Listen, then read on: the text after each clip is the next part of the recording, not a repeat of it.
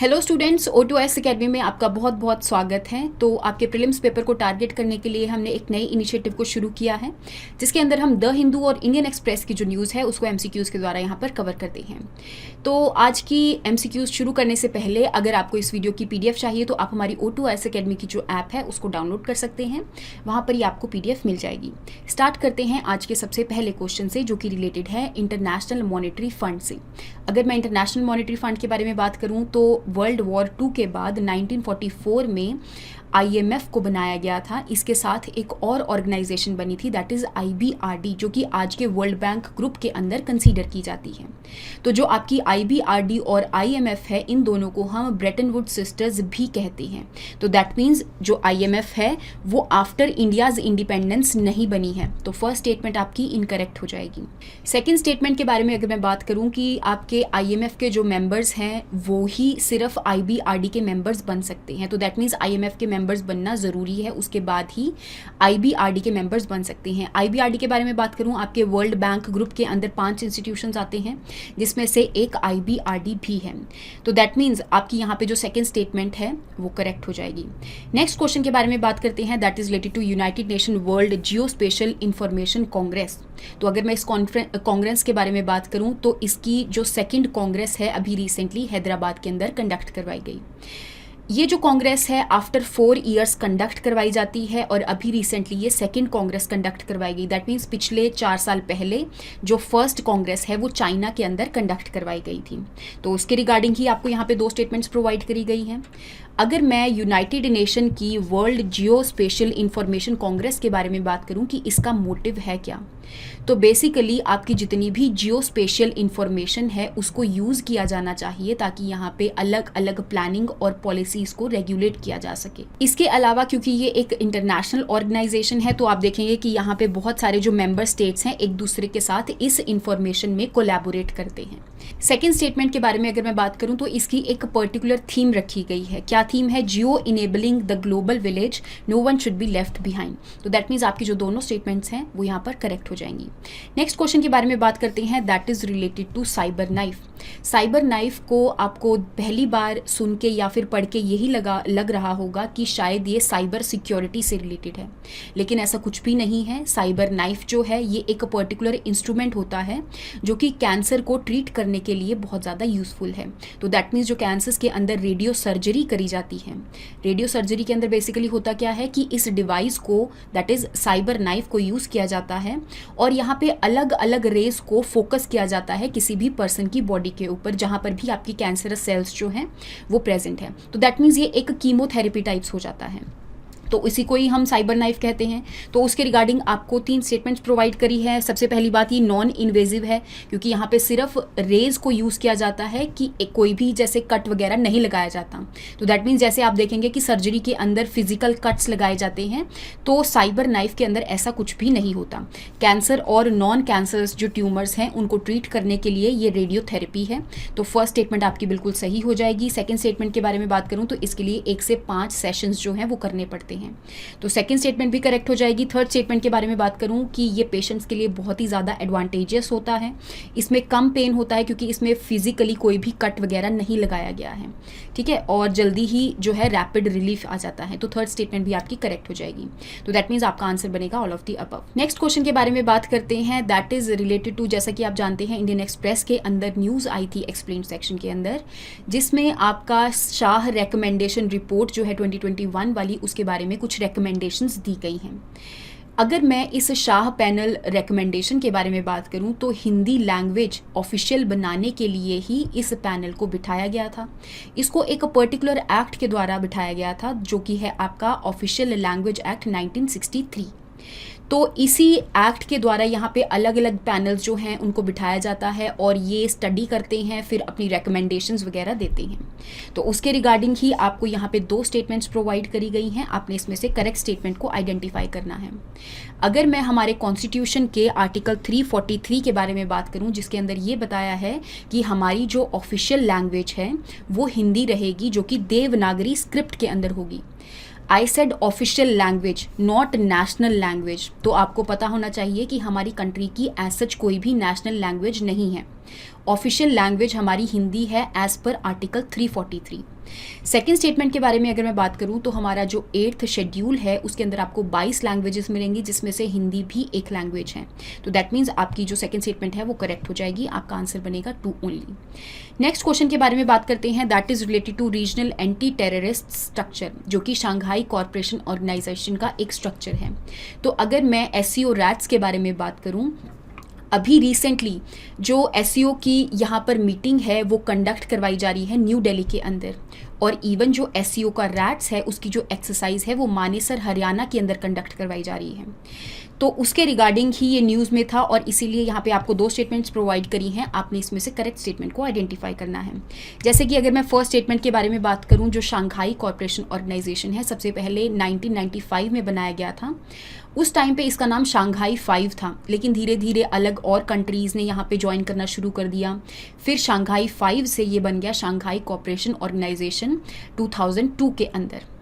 तो इंडिया और पाकिस्तान ने भी इसको ज्वाइन कर लिया, और अल्टीमेटली 2002 के अंदर जो सेंट पीटरबर्ग है वहाँ पर ही ये जो आपका SCO रैट्स है इसको बनाया गया था। SCO रैट्स का जो हेडक्वार्टर्स है वो ताशकंद उज्बेकिस्तान के अंदर लोकेटेड है, ये भी आपको पता होना चाहिए।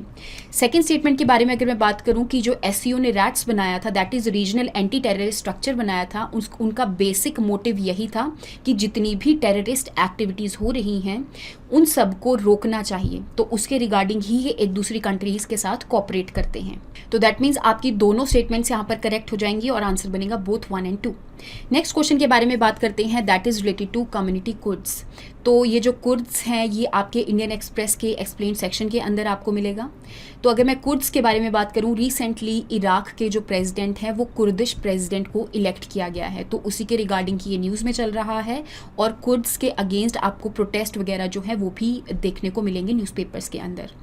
तो इसके रिगार्डिंग अगर मैं बात करूँ कि जो कुर्ड्स होते हैं वो मुस्लिम एथनिक ग्रुप के ही मेंबर्स के अंदर काउंट होते हैं। फर्स्ट स्टेटमेंट आपकी करेक्ट हो जाएगी। सेकंड स्टेटमेंट के बारे में बात करूं कि वो फारसी बोलते हैं, और इवन वो एक पर्टिकुलर जो रीजन है उसके अंदर देखने को मिलते हैं। कौन कौन से माउंटेनियस रीजन्स के अंदर वो देखने को मिलते हैं? जो भी आपके मिडल ईस्ट के अंदर आपको आर्मेनिया, ईरान, इराक, सीरिया और टर्की का जो बॉर्डर है वहाँ पे आपको कुर्ड्स पीपल जो हैं वो देखने को मिलेंगे।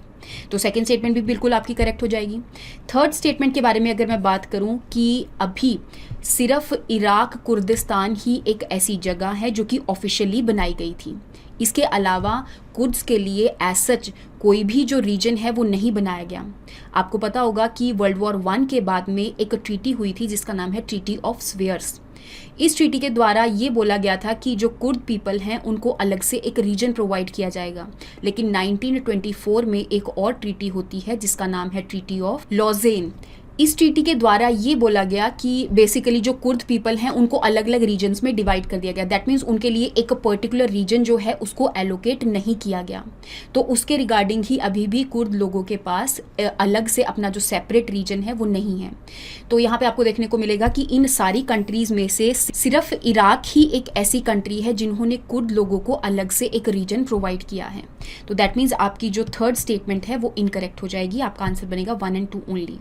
नेक्स्ट क्वेश्चन के बारे में बात करते हैं, that is related to automatic exchange of information. तो अभी आपको पता होगा कि 4th सेट ऑफ जो अकाउंट इंफॉर्मेशन है वो अभी इसी ऑटोमेटिक एक्सचेंज ऑफ इंफॉर्मेशन के द्वारा यहाँ पर प्रोवाइड करी गई, जो कि स्विट्ज़रलैंड ने प्रोवाइड करी है। तो अगर मैं इस ऑटोमेटिक एक्सचेंज ऑफ इंफॉर्मेशन के बारे में बात करूँ तो जो OECD है एक पेरिस बेस्ड ऑर्गेनाइजेशन है जिसका नाम है Organisation for Economic Cooperation and Development. तो इन्होंने कुछ सेट ऑफ गाइडलाइंस बनाई थी जिसके तहत यहाँ पे जो भी कंट्रीज़ हैं वो एक दूसरी कंट्रीज़ को कुछ ना कुछ इन्फॉर्मेशन जो है वो शेयर करेंगे। कौन सी इन्फॉर्मेशन होगी? जैसा कि आपको पता है कि हमारी कंट्री के भी यहाँ पे कुछ लोग होते हैं जो कि स्विट्ज़रलैंड के जो बैंक्स हैं उनके अंदर इन्वेस्ट करते हैं या फिर वहाँ पे अपना पैसा रखते हैं। तो उसके रिगार्डिंग ही यहाँ पे जो इन्फॉर्मेशन है उसको प्रोवाइड किया गया है। तो इसके रिगार्डिंग ही आपका ऑटोमेटिक एक्सचेंज ऑफ इंफॉर्मेशन को बनाया गया था, जो कि पेरिस बेस्ड OECD ने बनाया था। तो फर्स्ट स्टेटमेंट आपकी बिल्कुल सही हो जाएगी। सेकेंड स्टेटमेंट के बारे में बात करूं कि OECD ने कुछ गाइडलाइंस सेट करी थी और उसके तहत यहाँ पे जितने भी अकाउंट होल्डर्स हैं उनका नाम और कितने फंड्स हैं वो सब चीज़ें यहाँ पर नहीं बताई जाएगी। ठीक है, तो आपकी जो सेकेंड स्टेटमेंट है उन सब चीज़ों को पब्लिश नहीं किया जाएगा बेसिकली। तो आपकी जो सेकेंड स्टेटमेंट है वो भी करेक्ट हो जाएगी। इस हिसाब से आपका आंसर बनेगा बोथ 1 and 2। नेक्स्ट क्वेश्चन के बारे में बात करते हैं, दैट इज रिलेटेड टू वनयार्स। तो आपको वनयार्स हो गए, गोंदर्स हो गए, देन इस पदियाची कम्युनिटी होगी, ये सारी जो कम्युनिटीज़ हैं आपको तमिलनाडु वाले रीजन के अंदर देखने को मिलेगी। अगर मैं बात करूं कि जो वनयार्स हैं वो न्यूज़ में क्यों चलते रहते हैं, तो आपको पता होगा कि तमिलनाडु के अंदर 50% जो रिजर्वेशन है वो OBC को दी गई है और उस 50% में से भी 20% जो रिजर्वेशन है वो मोस्ट बैकवर्ड क्लासेस को दी गई है। अब अगर मैं बात करूं तो यहाँ पर वनयार्स को रिजर्वेशन देने के लिए 10.5% की बात करी गई थी आउट ऑफ 20%। तो जो आपके 20% मोस्ट बैकवर्ड क्लासेस हैं उसमें से 10.5% जो है वो वनयार्स को दी गई। लेकिन बाद में जो मद्रास हाई कोर्ट है उन्होंने इसको स्ट्रक डाउन कर दिया और इवन जो सुप्रीम कोर्ट है उन्होंने भी स्ट्रक डाउन कर दिया, क्योंकि यहाँ पे मोस्ट बैकवर्ड क्लासेस के अंदर यहाँ पे बहुत सारी ऐसी कम्युनिटीज़ हैं जो लाइक करती हैं। अगर सिर्फ वनयार्स को ही यहाँ पर 10% दे दी जाएगी तो बाकी के जो मोस्ट बैकवर्ड क्लासेस हैं उनकी रिजर्वेशन उनको नहीं मिल पाएगी, तो इसीलिए ये न्यूज़ में चलते रहते हैं। नेक्स्ट क्वेश्चन के बारे में बात करते हैं, that is related to East Economic Forum. तो अगर मैं ईस्ट इकोनॉमिक फोरम के बारे में बात करूं तो इस फोरम को 2015 में बनाया गया था, रशिया ने बनाया था और इसकी जो मीटिंग है हर साल होती है जो कि व्लादिवोस्तोक रशिया के अंदर कंडक्ट करवाई जाती है। तो दैट मीन्स आपकी जो फर्स्ट स्टेटमेंट है कि 15 में बनाया था और इंडिया ने बनाया था, तो ये आपकी गलत स्टेटमेंट हो जाएगी क्योंकि रशिया ने बनाया है। और इस फोरम को इसलिए बनाया गया था क्योंकि रशिया का जो फार ईस्ट रीजन है वहाँ पर बहुत सारी ऐसा आपको रिसोर्सेज जो हैं वो देखने को मिलते हैं और वहाँ पे इन्वेस्टमेंट की अगर मैं बात करूँ तो इन्वेस्टमेंट करवाने के लिए ही इस फोरम को कंडक्ट करवाया जाता है। तो दैट मीन्स आपकी जो फर्स्ट स्टेटमेंट है वो इनकरेक्ट हो जाएगी। सेकंड स्टेटमेंट के बारे में बात करूँ तो बेसिकली ये बिजनेस प्रोग्राम है, जैसे कि मैंने आपको बताया कि लोग आके यहाँ पे कंपनीज जो हैं आती हैं और यहाँ पे इन्वेस्टमेंट के अलग अलग प्रोजेक्ट्स लेकर आती हैं रशिया के फार ईस्ट वाले रीजन में, क्योंकि आपको पता होगा ना कि वहाँ पे बहुत ज़्यादा जो हैबिटेशन है वो देखने को नहीं मिलती है, कम लोग रहते हैं फार ईस्ट रीजन में। तो अगर मैं सेकंड स्टेटमेंट के बारे में बात करूं तो बिजनेस प्रोग्राम है जो कि अलग अलग रीजन्स को यहाँ पे अलग अलग रीजन्स के साथ डायलॉग कंडक्ट करवाते हैं। तो सेकंड स्टेटमेंट आपकी करेक्ट हो जाएगी, आपका आंसर बनेगा 2 ओनली।